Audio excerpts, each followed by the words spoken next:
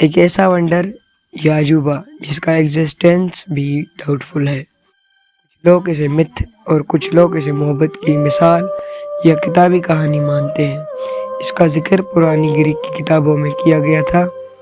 کہا جاتا ہے کہ یہ دریا یوفریٹس کے قریب تھا جو ماڈرن ڈے عراق ہے۔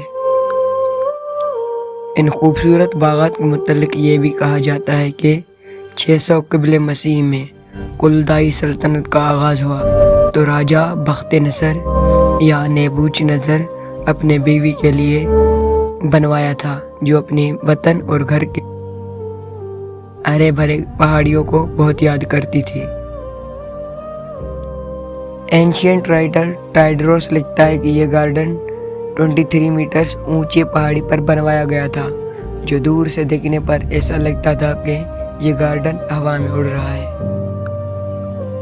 تہذیب کا گڑھ سمجھا جانے والا عراق کا شہر بابل یا بیبلون اپنے 2 عمارتوں کی وجہ سے کافی مشہور تھا، جن میں ہینگنگ گارڈن آف بیبلون اور دوسری عمارت بابل کا برج یا برج آف بیبلون تھا۔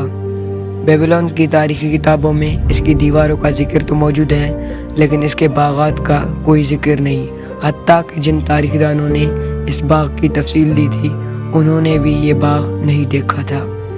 اس گارڈن سے ریلیٹڈ یہ بھی کہا جاتا ہے کہ یہ صرف میتھولوجی میں تھا، ریئلٹی میں نہیں۔ لیکن اینشینٹ رائٹرز کی مانے تو یہ گارڈن طاقتور ارتھ کوئک سے ایسا تباہ ہوا کہ آج تک اس کا نام و نشان نہ رہا۔